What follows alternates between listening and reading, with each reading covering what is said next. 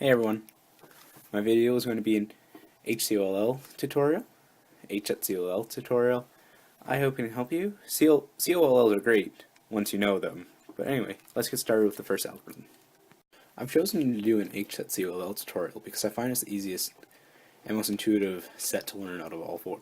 One, because it has less algorithms than the rest of them. This set only has 4 algorithms, and since you already know one of the algorithms, if you know 2 left class layer, you only need to learn 3 algorithms.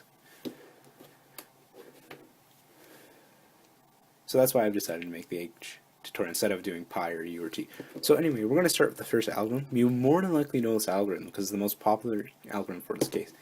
It is for the diagonally permuted H case. So you can tell this case because opposite colors will be up and down and same colors will be left and right. So when you look at the case head on, the headlights will be coming forward and going backwards, and you'll see these, I call them lines. Also, if you look on the sides, you'll see solid pieces. So this is how you can recognize the case. The algorithm is very easy. It's simply f prime 3 times. So do this algorithm, but instead of doing that last f prime, on this you would start exact same f r u r prime u prime. Instead of doing the f prime, you would keep this and then r u r prime r u r prime. That's the first case. Another 2 great things about the H set for COLL that I forgot to mention is that they're all super easy to recognize. And also, if you learn full COLL, if this helps you learn full COLL, if you know full COLL and you have your edges oriented at the top, no full COLL, your chances of getting a PLL skip go from 1 in 72 to 1 in 16, which is a huge increase in probability. So, the next case is in my opinion, this is the fastest algorithm in the whole case. So if you know anti-soon, so R, U2, R prime, U prime, R, U prime, R prime, you already know this case. Watch. R, U2, R prime, U prime. Now instead of putting this pair in, like this, because that would finish the anti-soon, you just, at the end, do a sexy move, U prime, insert. Alternatively, you could do it from this angle. Oh, by the way, how do you recognize the angle? Is that you would have the headlights going forward and backwards, but instead of being the colors going horizontally, they'd be vertically this time. So opposites will be here, and similars be going up and down. And on the sides, instead of having solid colors like this, they're opposites, so orange, red, orange, red. So you can perform it the way I do with 2 anti-soons, or you can do 2 soons instead if you prefer it. Only things that you have to perform it from this angle, and then you do 2 soons. 1, 2.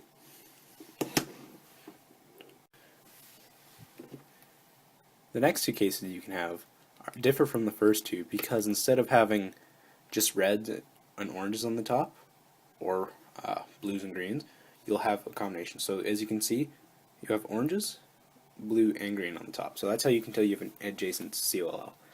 This case is really good in my opinion because it's just a setup move and cancel into a nick loss. If you don't know what a nick loss is, it's a soon case, but you perform it as L prime U R U prime L U R prime. So watch. We do the setup moves, which is R U R prime, U prime, R, and then you cancel into the nick loss from here. So U, and watch. L prime, U, R prime, U prime, L. This is how you would hold and execute this algorithm. So if the headlights are facing forwards and backwards, like this, you would notice you have the bar of solid colors, so orange in this case, and then you have the opposites, blue and green.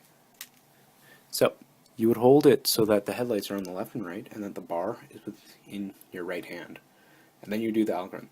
R, U, R prime, U, R, U, L prime, U, R prime, U prime, L. So at this point in the video, you should be noticing that the algorithms for CLL aren't very hard to learn. You just need to learn how to break them down. This is the hardest case out of all the CLL cases that I'm showing you, but it's not very hard, even though it's the hardest. It's just a matter of fact of breaking it down correctly. So recognizing this case, you would have the solid bar with the headlights facing forward and backward. Instead of having the bar on the top or the bottom like the last one, you'd have it on one side. So you can see blue, blue, and then the opposite's orange, red. So how you hold this case is that, just like the last case, you'd have the headlights left and right with the bar in front. And I'm going to try to break this algorithm down as easily as I can. So to start this algorithm, you go F, so pretty easy. You insert this case, this F2L case here, into this slot. So insert it, R, U prime, R prime, do a U. Now at this point, you do a move very similar to a soon, anti-soon. R, U2, R prime, U prime. At this point, if you were to do an F prime, you would get F sexy F prime. So you don't do the F prime, you just cancel into R, U, R prime, U prime, F prime. I'm going to go through my trigger breakdown again just so you understand completely what's going on. So you keep the solid bars here and you have the opposites here. So the algorithm goes F. I'm going to do this a little bit faster though. So it starts F. The first trigger is the F. The second trigger is inserting the pair and doing a U. Third trigger is what feels like the anti-soon, so R, U2, R prime, U prime. And the last trigger is to cancel into a sexy move. And then F prime. It's late, but I hope this can help to be a gateway into more COLL, because it's a very useful set. And I feel that it would help a lot of people, especially for one-handed. It's mostly used for one-handed, but it also has use in 3x3 and large cubes, because on a big cube, like 6x6, let's say, it's a lot easier to do RU algorithms, such as a U-perm, instead of a diagonal swap case, such as an N-perm.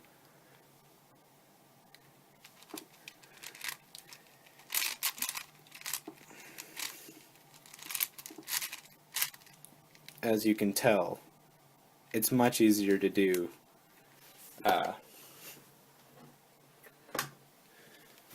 something easy like a U-perm as opposed to this.